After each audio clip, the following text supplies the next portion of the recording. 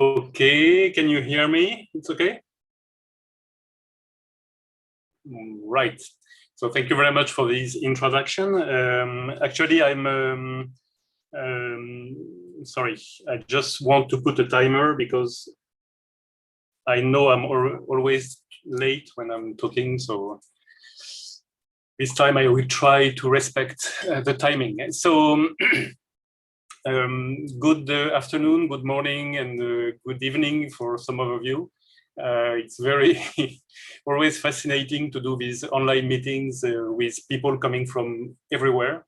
I hope you have enjoyed the presentation so far, and actually I hope you will enjoy this one. So as Nicolas said, I'm going to browse actually through the history of GAMA and explain to probably a lot of you where it came from, why we're working on this, how it evolved from the beginning to now, and actually probably the most interesting part will be how it can evolve now in terms of needs for the users, for the modelers, and for researchers and stakeholders. Okay, so you can see here beautiful candles signifying that yes, we are actually celebrating a birthday, 14 years. Okay, so GAMA is almost, well, it is a teenager now. But actually, before that, I just wanted to introduce myself very briefly. Nicolas did almost all the work. So first of all, to tell you that actually before living and working in Vietnam, I've been a professor at the University of Paris 6, Sorbonne Université now, and that my PhD and first career were actually completely computer science, devoted to agent-based simulation, collective robotics, and a bit of artificial intelligence, and more precisely, artificial life. So I moved in 2005 to IRD. So IRD, it's a French research institute for sustainable development, working in developing countries to support them actually in different aspects of their development. And actually, I've been there mostly to build and help shaping a number of research teams dedicated to modeling and simulation. And I've been working there since more or less 2007 with some interruptions. And a large part of my work in Vietnam has actually been to organize and design part of the GAMA modeling and simulation platform. And this is what I'm going to talk about today. So one day, so that's why it's really precisely the birthday, actually. I think it's a coincidence, but nevertheless, one day in June 2007 in Hanoi marked the official birth of GAMA. So why is it so? Actually, the first mention of the name GAMA was in November 2007 in a paper in a conference called PRIMA, Pacific Rim International Conference on Multi-Agent Systems. And but the name itself, GAMA, was chosen a little bit in a rush, 1 hour before submitting the paper in June 2007, because we didn't have a name for what we wanted to present. And what we wanted to present was a kind of, well, it was not really a platform at that time. It was more a scripting layer, offering a way to parameter and define models on the Repast platform. So another platform which was existing at that time, and offering also some facilities to program agents and environments in this platform. So basically, the name, many people asked us during this year why we called the platform GAMA, and obviously, honestly, I can't remember why. It's just because, well, it sounded quite right. With only one M, it was a little bit original, and that's it. After that, we discovered, of course, that it was also a gaming association somewhere, etc., etc. But anyway, GAMA was born officially in June 2007. But actually, the seeds of GAMA, what we know as GAMA today, were planted way before. And I can come back actually to 1991 during my PhD. So I was young at that time, where I developed a platform dedicated to the simulation of ant colonies. So the scope was a little bit more restricted than GAMA today. So it was actually something very similar in spirit, okay, with a dedicated programming language called EMF, a flexible, more or less realistic visualization system, a virtual laboratory for running experiments, implemented during almost 7 years, successively in Smalltalk, then Turbo Pascal, then Delphi, then Java. After 1998, what survived from Menta was actually only one thing, really, which was EMF, this language. And this language, you can see here an example. It's a XML-based language with a number of things for those of you programming in Gamma, that actually you can find. You have reflexes, you have agents, you have a number of different things we will talk about. So EMF was a very simple framework, loosely inspired from ethological behavioral theories. Okay, so I won't go into details here. And it was used, of course, in Menta to program ants, okay, or model of ants. But in 1998, it began to be used to program robots, okay, small robots who were playing with in Paris. And a number of people contributed to this, used this language, developed it. And one of them was François Sampé. So François Sampé, a former PhD student of mine, he moved to Vietnam, actually, for a postdoc in 2006, not completely by chance, because it is something we worked on together, in order to program agents in a gaming simulation called Friends and Buffaloes, and also in a model of daily activity of households called SMAC. Okay, and basically what he did was to reuse simply EMF in his work. Okay, but this time not with robots, only with software agents, and work on it while he was in Hanoi. At the same time, in the 2000, actually agent-based modeling was gaining popularity. Okay, so we had a number of things going on everywhere, and there was a need in terms of sharing, reuse, methodological support, a number of discussions going on. I remember discussion in the MAPS workshops, for example, where actually people wanted to know what kind of tools and what kind of methodologies could be used to ensure that the models we were playing with sometimes or developing could be reusable, shareable, and maybe also validated. Okay. There were some emphasis, so things about how to replicate simulations, given the fact that a number of these models were stochastic models. How to replicate them? Okay, how could we have some kind of statistical validation on how they were behaving? How to use realistic data like GIS data? Okay, because ABM, being supposed to be spatial models, were more and more confronted at people having real problems, not only toy problems. Problem is that the issue was that at the same time, one of the very close domains of agent-based modeling, distributed artificial intelligence or multi-agent systems, okay, more in the, I would say in the computer science domain or artificial intelligence domain, were promoting much too theoretical approaches to be really useful in these discussions. Okay, people wanted solutions, but when you looked at what was done in distributed artificial intelligence, sometimes it was really, well, not useful. Okay, having 2 or 3 agents synchronizing themselves and trying to cooperate, it was not useful when you had to deal with populations of 5,000, 10,000, 100,000 agents that you had to represent to build models. Okay, so if you looked at the landscape at that time, so around 2006, actually, there were two different movements. So one of them, as I said, was in distributed artificial intelligence, and mostly it was around theoretical notions, okay, communication between agents, cooperation schemes, etc., etc., planning, distributed planning.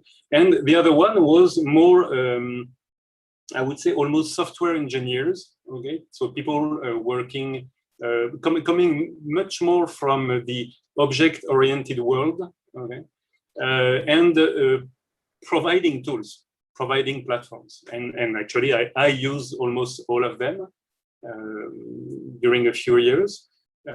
So we had platforms like NetLogo, which were very accessible and a dream to work with, but actually absolutely not suitable for complex models and without any GIS support. It was not open sourced at that time, so a little bit of concerns about what was really done inside, etc. Swarm was a little bit old, well formalized, very interesting in terms of concepts, emergence, etc., but very slow, not very fast on complex models, limited portability, no GIS support, etc. And then COMAS, more dedicated to participatory modeling and simulation, built in Smalltalk. Mason, very performant, but incomplete at that time. And I think tomorrow we have the chance, or the day after tomorrow, we have a chance to have Andrew Crooks coming here. So he's working on Mason, or at least he has been working on Mason recently. It's a very interesting platform as well, but at that time it was a little bit too young, probably. And Repast. Repast was the most interesting here. They had one version called Repast J, which was in Java, and another one called Repast Symphony, just born in 2006. So it was quite powerful, mature, good GIS support. Problem is that it was absolutely not accessible for non-computer scientists. Okay, you had to program everything from A to Z in Java at that time.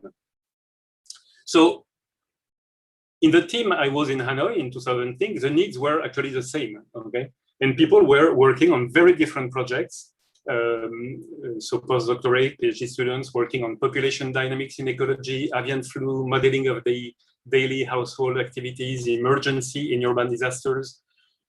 Most of them had similar needs, okay, similar requirements regarding, for example, the use of GIS data. Regarding the possibility to have some input and outputs, displaying visualization of simulations, etc. But the good thing is that most of them were computer scientists, so they were able to do something, okay, to write something and to develop their own solutions. However, of course, when you don't force people, sharing and reusability were not so great.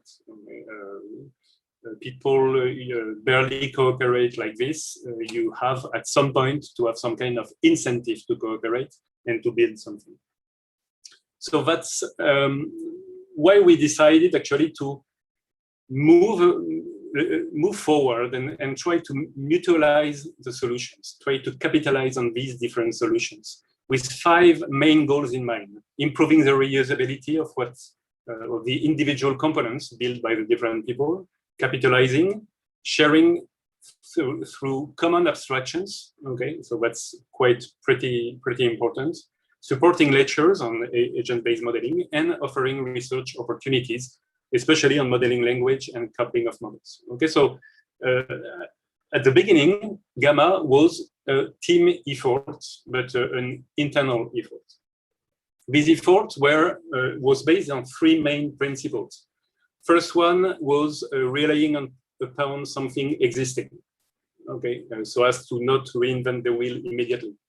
And Repast J was the ideal candidate for this. Okay.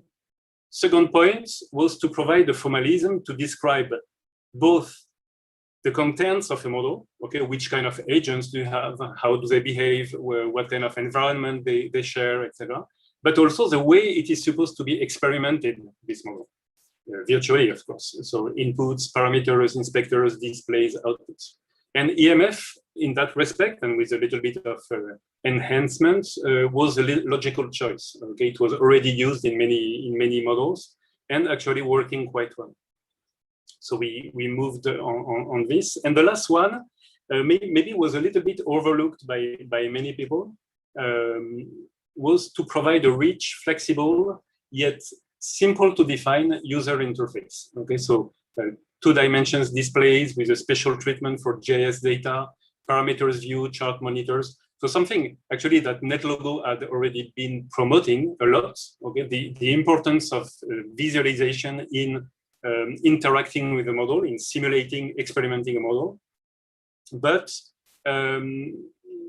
we wanted to go a little bit further, okay, and provide a little bit more opportunities for people to build interactively interesting models and complex models, okay, much more complex than the ones they could be doing in NetLogo. So the initial versions of GAMA around 2007, 2008, okay, with main contributions by Voduk Eun, Chu Tang Kwang, and François Sampé, working in Hanoi at that time, was actually what we might call a compromise between the approaches of NetLogo and RepastJ. So on one hand, providing flexibility and performances without sacrificing too much.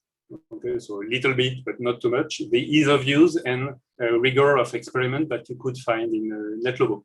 So it was an interesting balance and interesting to go on with that, although it was mostly used internally.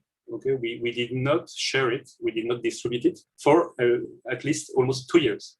And we decided, well, the first distributed version in 2009 was actually based on a different user interface and a different environment in Eclipse SWT, for those who know that, which provided us with a lot of opportunities to develop new and quite interesting user interface. So that was for 2008.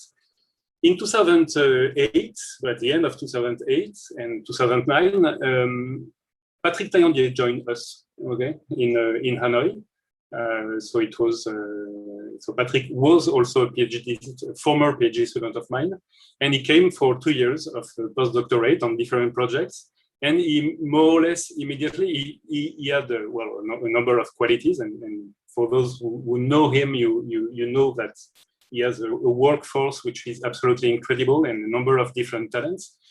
One very interesting thing at that time was that he had some kind of geographical background. And a background of geography was exactly what was needed to provide some kind of support for using GIS data much more interestingly in GAMA than we were doing before. Okay, so a number of things were introduced for version 1.3 in 2009, batch experiments. So the possibility to run explorations of models and to explore them using algorithm of explorations. The move to the major GeoTools library for GIS operations. Possibility to declare several displays at one time. So something that was already not possible in NetLogo, for example. And the introduction of a multi-level architecture, okay, by Voduk Eun, which was also something completely new in the, well, not completely new because Swarm, a language platform like Swarm, had already proposed this before, but very easy to use actually in GAMA. The important thing here is that it was also the first version completely independent from Repast. Okay, we decided to move away for 2 reasons. One is that RepastJ was not maintained anymore. And the second thing is that Repast Symphony, the next version, was absolutely impossible to understand and to use. And I am a computer scientist, but I could not understand how to use this, okay, and how to program in this. So we decided to move on and develop our own scheduler, own kernel, etc., and actually provide things that now you know in GAMA. In 2011, another move was made, and quite a bold one. We moved from XML as a basis for the language to a complete language, I would say, defined by a grammar and used to build an integrated development environment on top of Eclipse. Okay, so this is the language you are using with a few adaptations since. So I thought that was a really big move and a very good one, I think, because it provided us with a lot of freedom in how to use and define new abstractions in the language. Another big move was to provide agents with a geometry. So for those of you who use Gamma on a daily basis and for whom it's completely natural that agents have a shape, okay, is expressed in terms of a complex geometry. It was not the case before this version. And this is a 2D geometry defined using a very mature and robust library called GTS and interface with GeoTools. And also the addition of topologies, including graph and powerful spatial operators, allowing to do a number of things people were used to do in GIS software, but could not do in agent-based platforms. Another big revolution in 2012, we moved, and actually we added, and it's the venue of Arnaud Grignard in Hanoi, which made it possible, and OpenGL display, okay, 3D display of models, so 3D rendering of models, which were and which still are, unfortunately, almost most of them are still 2D, and we will come back to this later. But actually, for the first time, we were able to harness the power of 3D rendering to display a number of information on screen, and not only the result of the simulation. Introduction of a new type of agents as well, experiments, okay, allowing to build, to completely define what an experiment is and how it could handle simulations. Introductions of Gamma headless operations. So we talked a little bit about the headless before. It was something introduced in 9 years ago. Okay, and introduction also of Gamma plugins. So the possibility to extend the platforms with new behaviors, new operators, new languages. Okay, and still benefit from what it can provide in terms of visualization, scheduling, random number generation, etc., etc.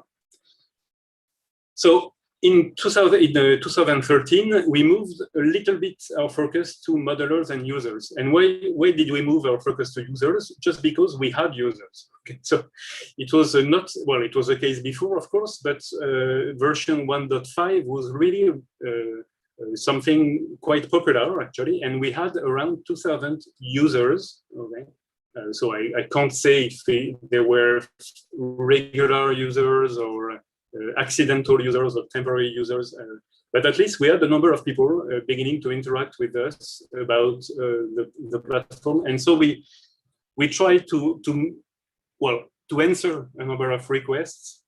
One of them was to simplify the language so as to get completely rid of the old XML way of writing things. Okay, so you have examples here.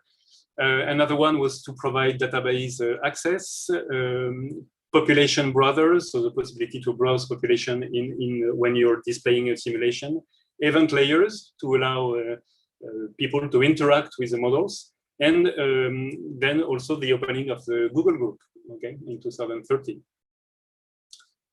The next version in 2014 had a number of enhancements, and here it was more about, I would say, almost developers. Okay, not really developers, but mostly trying to make sure that what we were building was sufficiently documented and at that time sufficiently robust. Okay, so we added a test infrastructure.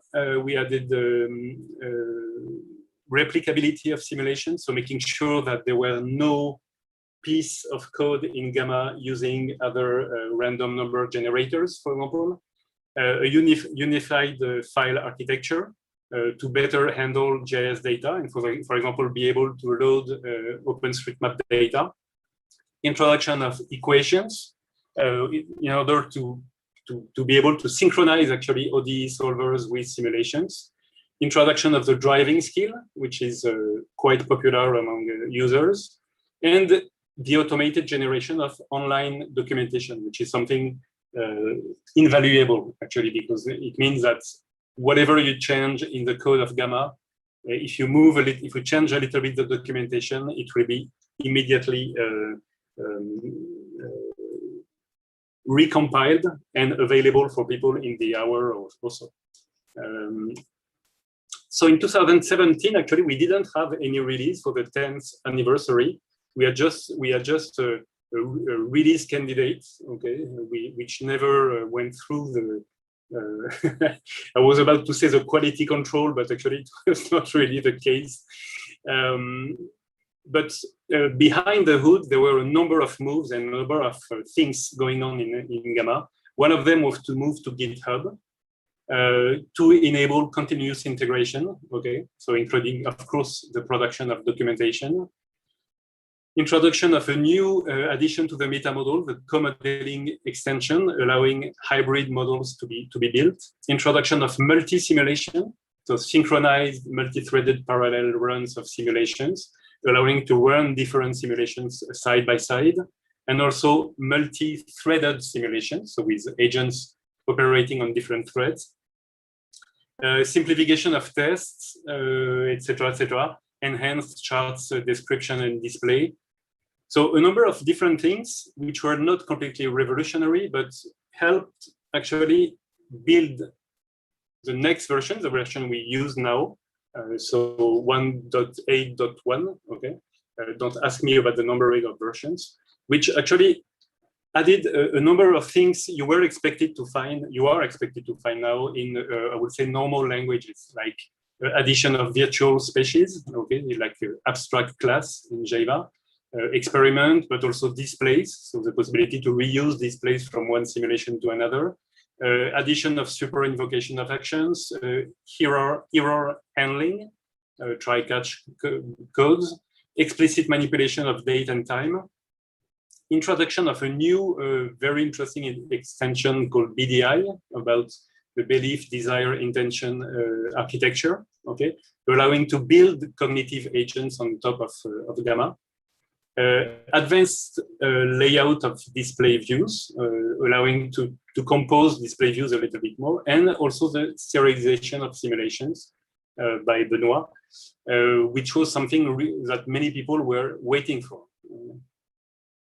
So in 2021, 2 years after the last official version, and we are working on the next one, what are the figures? Patrick already showed this figure. Here we have a number of users, so around 5,000 users, okay, which actually is less than the average game on a phone, on a smartphone. But given the market, so people interested in building complex simulations of socio-environmental systems, it's quite a very impressive number, okay? We've had a number of activities around this, including training activities. So training sessions, master courses, PhD thesis, master internships, etc., etc. Number of papers as well. And a big activity in terms of programming, of course. So that's only half of the story. Okay, these succession of versions, actually, they hide what is probably the most important thing, and in my eyes, the most important thing in this adventure of Gamma. The other half is actually building a community, and a community of practice. Okay, not only a theoretic, I would say a community around a theory or around a concept or around abstractions, but also a community of practice. That, beyond sharing the use of a platform, also promotes similar values in terms of the usage of models, especially in decision making. So this is something we have not put forward too much during the building and development of Gamma, but which is actually, I know, something that animates a lot of us when we are in building models. And one of these values, I would say, well, I've actually stolen this acronym to another thing about data, but it's a fair access to models, okay? Ensuring that everything we can do in Gamma helps in providing free, accessible, intuitive, and reusable models. Okay. So of course, and this is always the case, so that's one of the reasons why, for example, in Gamma, you still have the code available whenever you want, okay? You can run simulations like you would run something like any program, but you still have the code behind. It's still available, waiting to be read, modified by people. So of course, not everyone will understand the codes that make up models. Not everyone will want to read them. Many people are absolutely not interested. But the simple fact that they are here, knowing that they can be read, understood, is somehow a proof that there is no magic, okay, in simulations. There is no magic behind the models. It's not something which comes out of the heart of people. It is written, it can be changed, it can be modified, and it can be validated or not. So the promotion of these practices and these values took many different forms, of course, during these 14 years. And it has almost nothing to do with computer science here. We had, of course, coding camps, so it's a little bit has to do with computer science, but gathering of developers, training sessions, and master courses, and of course, a very important online presence. So the coding camps, and you have several completely random pictures taken from different events. So we had 1 or 2 coding camps a year since 2012, so probably something like, let's say, 20 coding camps. And it's really the gathering of all the developers around sometimes some themes or focuses, but mainly just to exchange, build something together, and also think together about how to make the platform evolve a little bit more. And normally, well, if things go on, we should have one next week. Okay. So of course, with the restrictions due to COVID-19 pandemics, etc., it will be mainly online, but still there will be one. Okay, so this was an incredible experience, and actually it's not a closed one. We invited a lot of people, a lot of users or people not really computer scientists, to talk with us, to interact with us, and this is something we are going to continue, of course, to show also that there is no again, no magic behind the development of the platform itself. Second thing was about lectures and training sessions. And really here it was about shaping communities of users and partners. So we had something like 77 training sessions in 17 countries in the last, let's say, I don't know, I think the first one was in 2009 in Hanoi. So each of these training sessions actually is about 1 week, a little bit longer, sometime 1 week long, 20 to 40 people, number of developers or trainers present here, etc., etc. And it's a really great way of shaping a community again. Okay. On a more practical side, and it's very, I shouldn't say that actually, it was also a very interesting way to test the platform and even sometimes debug the platform. Okay, but I shouldn't say that because many of you have contributed to these training sessions, and maybe you didn't know that the versions we were using sometimes were not completely debugged before using them. The last point, and it's mainly due to the big efforts of Benoit and Srirama, is about the online communities. And online communities, we have, I would say, 5 main ones. There is one I didn't put, but for the moment it's very small. It's on Wikipedia. We have the first page about GAMA Platform on Wikipedia since, I think, less than 1 year. So of course we have the GitHub site, which is the heart of almost everything. So we produce code here, but we also answer issues and discuss with people, interact with all the people using the platform. And this is also the place where people can download the platform from. Okay. So on GitHub, there have been since the beginning almost 3,200 100 issues at total, and 3,002 were closed. Okay, so there are still a number of them remaining.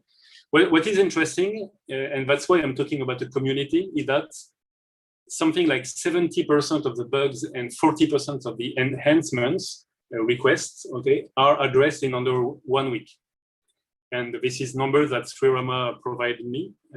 And I find it very interesting. It means that we are listening and there is a community behind that actually takes care also of trying to solve problems for people who build models. Then the website, which is linked to GitHub, accessible through gamaplatform.org, from where most of the people download actually the software, even if the software is located in GitHub. So we have a number of people here coming here because mainly it's a documentation of Gamma. Everything here is built around the documentation of Gamma, so with a very big wiki used for this. And around the versions, the downloads per version, we have something like 7,500 downloads per version, okay, of Gamma, registered so far. YouTube, I won't say too much. Facebook as well, with 860 people. And the forum, okay, the Gamma forum, which is a Google group, okay, established in 2013 or 15, I don't remember, and 13, and actually with 540 members. So it's not completely closed, but not completely open. You have to apply for participating to it, and a number of exchanges. And something very impressive is that 50% of the questions are replied the same day, and 75% under 24 hours. Okay, so it's due to the fact that people live on different continents, of course, but still, it's very, very impressive to see that there is a real community effort here in answering the different issues we might find or problems we can find in Gamma, but not only in Gamma, also on agent-based modeling. So these 3 ways of building communities and are well, still are for me, one of the main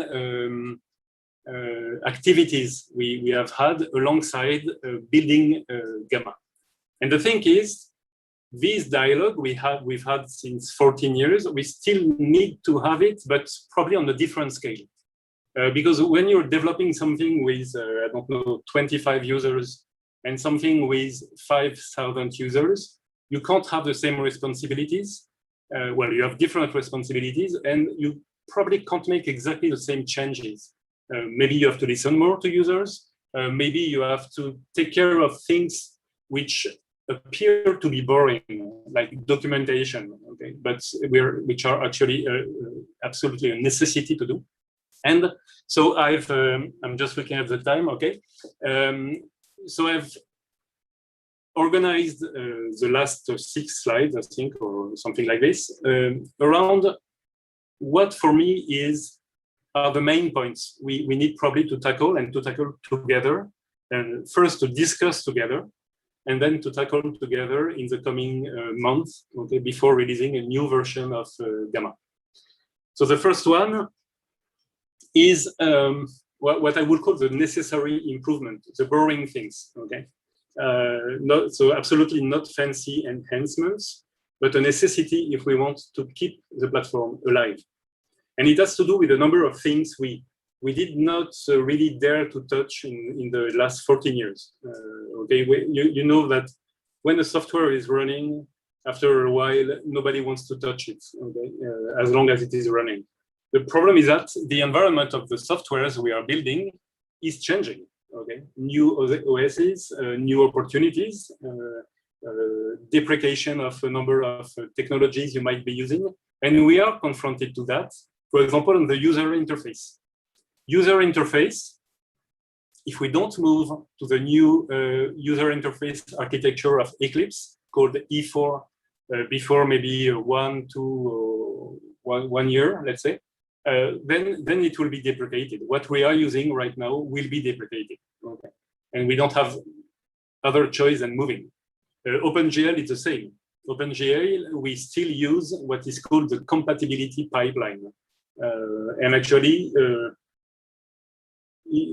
vendors now of graphic cards have absolutely no obligation in maintaining any kind of compatibility for this. So the deprecation is pending as well, and we need to move quite fast, I think, to use new technologies. There are also things in the GIML, the language. Okay, there are a number of things. I don't want to give examples here because I'm ashamed of them. But actually, there are a number of things which are absolutely not clear in the semantics of GML. It is a language that has evolved, I would say, not autonomously, of course, but it has evolved through a number of different dynamics, pushed by a number of different dynamics during the last 14 years. And there are many things which are absolutely not clear. Okay, semantics of multi-file models, semantics of what we call the global scope of Gamma, the encapsulation of the different attributes or variables of agents, etc., etc. Many different things are not clear and have to be made a little bit clearer if we want people to build very robust but also complex models. Provide real debugging facilities. Okay, we don't have debugging facilities. Well, we have the equivalent of the system.out.println, okay, which is called write, but that's all, almost. We have to work on this. Online database file operations, very important too. We don't have any reliable online database or file operations, okay. If you look at the code, it's really, really, really surprising that some of the things we have inside still work. Improve the execution time. It's something we try to push maybe a little bit more because by adding more and more functionalities, of course, the software can become a little bit bloated at some times. So execution time and the efficient use of CPUs, okay, or maybe GPUs. Why not? Here we don't exploit CPUs very well. Okay, to be fair. Move to Maven or Gradle or whatever is fancy and fashionable at that time, compilation and continuous integration, okay? Instead of having to pull the different libraries and build a very big thing, etc., we need to move on. We have to have a stable and reliable headless access to Gamma, including the possibility, maybe, to just use Gamma, to pull Gamma from a library, Maven library, okay, and use it as it is in headless mode, okay, without having to build and compile many different things.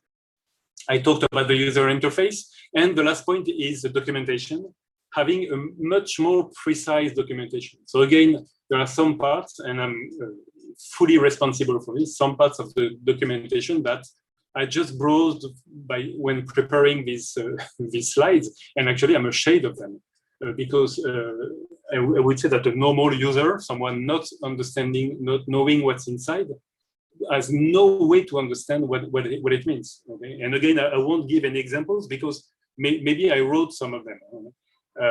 But we really need to make an effort on this for users and for developers also, and also have a much better documentation in the user interface, auto-completion, etc., etc. For the moment, it's very, very lacking. It's a lot of work, but we need to move on, and probably some better planning for the future versions. So that's, I would say, the boring part. Boring part because it's repetitive tasks, because it's not a lot of research by itself. It can be done, maybe some parts are fun for some people, but basically it is a number of things we have avoided in the last 14 years and which we have to handle at some point. Now let's move on to more fun things, okay? So first part is, I really think now we have to strengthen what we call virtual experiments, okay? By promoting 3 very tight couplings between Gamma and different other softwares. So of course, your mileage may vary regarding the software to use. I just gave examples, but basically we have more and more people asking from R or Python. Because they have tools, they have statistical tools mainly. They have a number of machine learning algorithms running on these two environments, and there is absolutely no point in rewriting everything in Gamma. Okay. So here, the idea is to be able to control experiments in Gamma from these two environments much better than what we are able to provide now. And it goes from the generation of experiments plans, their execution, to the computation of statistical outputs. Okay, and we need to move to a much tighter coupling, something which has begun to be done in the Gamma R plugin, but the efforts are a little bit weak these days. Second point, we talked a little bit this morning. We will have presentations on GenStar, okay, by Kevin Chapuis, who is the one behind the plugin people are using. So GenStar, it's about generation of synthetic population. It's actually much more than this, because when we think about synthetic population, of course, we think about human populations, but actually we need to generate worlds in our environments, in our models. And these worlds can include, of course, humans, but also a number of different features in the environment, animal populations, generating a number of abstract things like the agenda of people, etc., etc. And it is important that at some point, instead of having to code everything by ourselves, we can just provide a sample, okay, to an algorithm and say, okay, build me 100,000 things like this, okay, which will maybe have the same statistical properties and the same thing. It is absolutely necessary that we integrate GenStar much more than it is integrated right now, and that we distribute it actually with Gamma. Okay? I'm in favor of this anyway. And the last one is OpenMOL, or equivalent middlewares for running large-scale simulations and experiment plans to support large-scale explorations. So that's with the idea of modelers being able to trigger these explorations from within Gamma itself. Okay, so be able to say, okay, I have a batch experiment, perfect. But instead of running it on my, 8 cores machine, I would like to run it on these beautiful grid computing facility that my university is having. And I do it in a few lines of code. We don't need more, actually. Most of the time, we repeat exactly the same patterns when we run these experiments. So we need also to make a big effort on this. What is nice here is that we have people already working on these different aspects, and I hope we will be able, maybe next year, for example, to come with results on these activities, if of course people agree actually on this importance. A very small point about GIML. I think it's, for me, it's a very interesting language. So sometimes a little bit awkward and sometimes not so easy to learn and use. But the thing is that it has a number of, it's a procedural, imperative, functional, and declarative language at the same time, which makes it sometimes a little bit difficult to learn. But it's also so concise and so readable. Okay, when you look at the definition of display here, it's so easy. I mean, you don't have to be a computer scientist to understand what will happen here. Okay. And in many cases, it's something we need to promote. So maybe we need to simplify it on some point, but also we need to promote. But we also need to think about how people use it. And maybe it wouldn't be a so bad idea to have it directly compiled as a Java code, okay, or maybe as a JVM language, instead of having to interpret it in Java. And maybe it will solve some problem of computation time as well. Maybe it will be interesting, and probably it will be very interesting for people to use directly some Java or even native code or library, okay? So that you don't have to write a plugin just to wrap a library. Maybe it will be interesting also to work on some of the inner properties of the language, to delegate some operations during execution to native libraries. And one note, the GPU. Okay, so to have automatically some tasks run by native libraries behind, and especially the ones which require like special requests, for example, special queries, sorry. When you have a very large number of agents, maybe it would be interesting to move to something a little bit more native, and at least with some kind of native speed. Another point, and me gave a presentation just before this morning about Gamma Cloud, so Gamma Cloud, Gamma Web. It is, in my opinion, a very strategic move. Okay, we need to make it. We can't just remain as a desktop-only application. There are many, many, many different reasons. We saw some of them about the possibility to have participatory simulations, for example, in this kind of online meetings, the possibility to have people not installing everything just to run a model, okay, but wanting simply to run something and observe the results, etc., etc. There are many, many, many reasons. All these reasons don't offer any solution on the delicate design choices we have to make at some point to make it a reality. Should we stick to the all-in-one approach of the desktop version? Okay, I don't know. There are many very nice editors, code editor online. There is no reason why we should stick to this editor in particular. Should we remain in Java or embrace JavaScript a little bit? Why not? I would push a little bit forward to embracing JavaScript, but maybe not for everything. What kind of user interface should we provide? A server, client, a mix of the two, which link to high performance computing? How to promote collaborative modeling?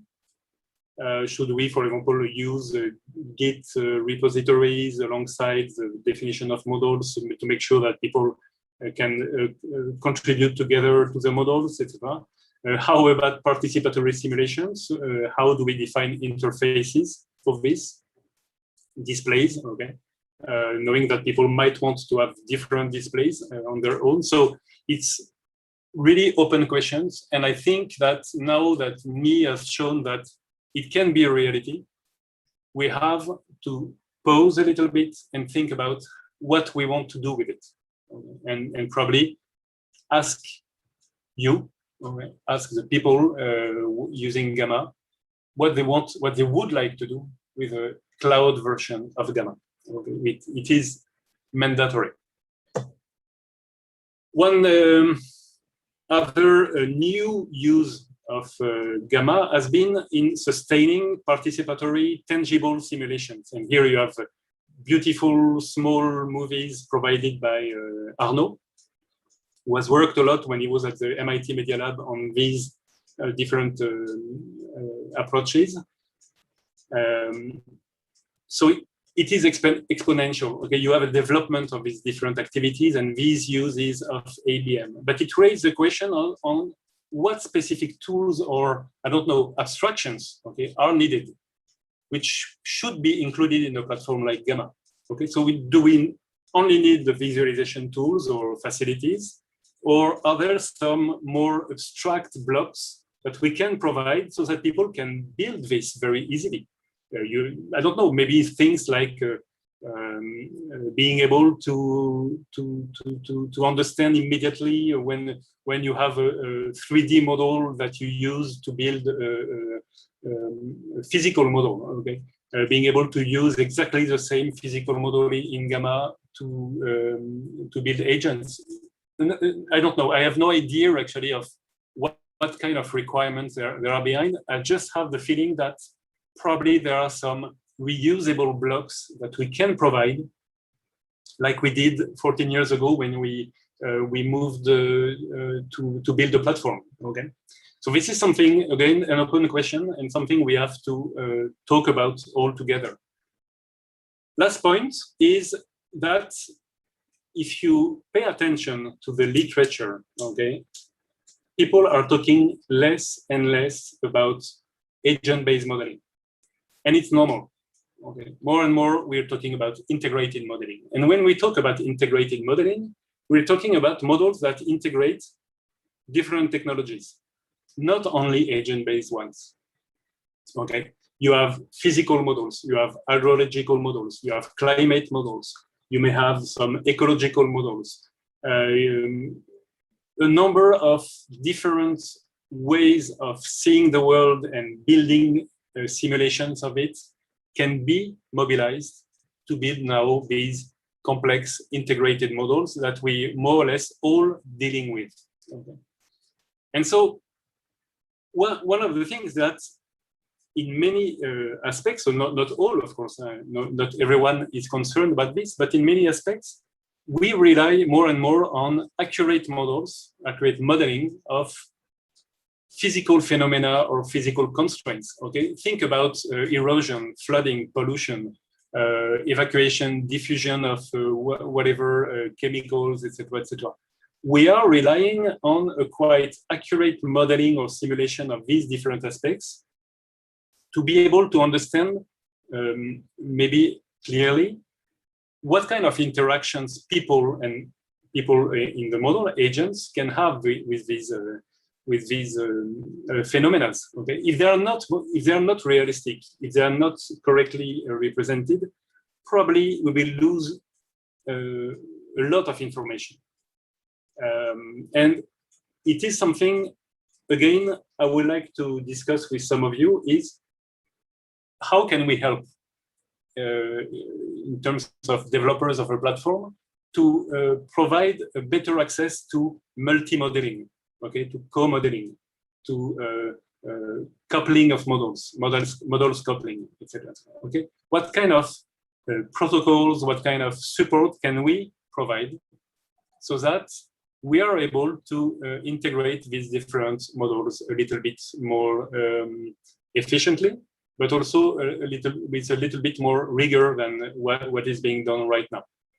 Okay, so I will finish on this. It has been really great these last 14 years, and I would like to thank all the contributors and developers of GAMA, but also most of the users I've been interacting with. It has been really, really great, and I hope it will be the same for the next 14 years, okay.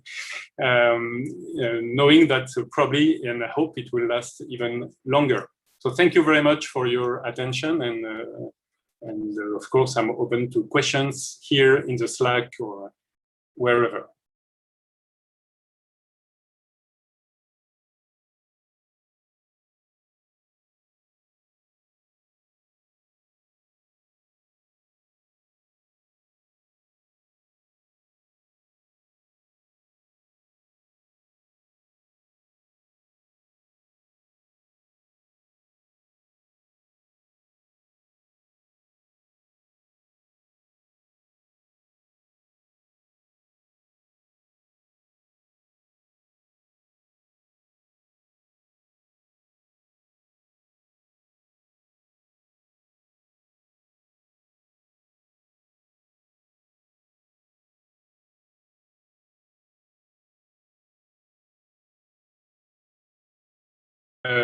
You mean during training sessions or before?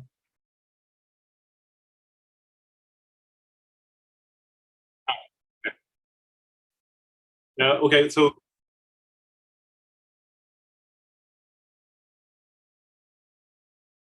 yeah, so well, the channels are mainly the ones I mentioned in the online communities building. So we have the Facebook page, the group, okay, the Google group, which is probably the best way to put things, but also something new on, and probably we'll try to use it more and more on the GitHub page. So if you go to the GitHub page, there is a new section on this page, which is called discussions. Okay.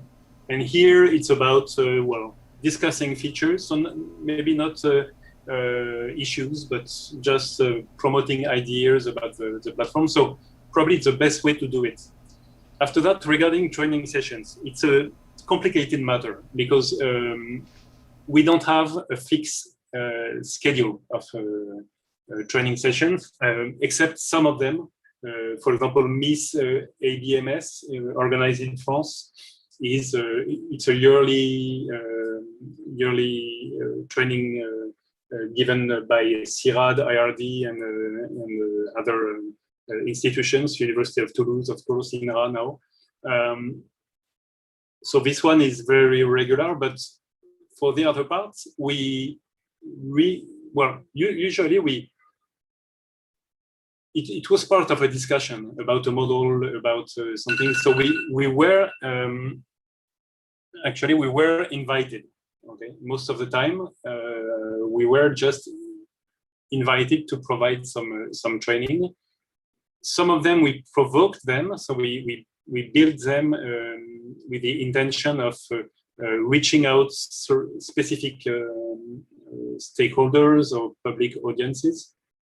But usually, most of the time, it's part of a normal research interaction with people.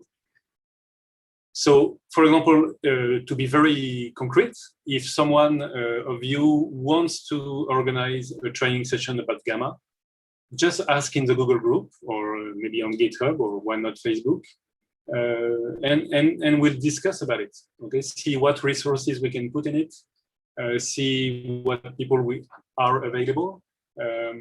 We experienced already 2 times online training sessions, so it's something we can still organize. I don't really like it personally, but the interaction, of course, is a little bit more fuzzy. But the thing is, it's working, and we can go on. So if you have an idea, a request, something a place or a specific time where you would like to organize a training session, please ask us. Okay, and we try to figure out how to organize it.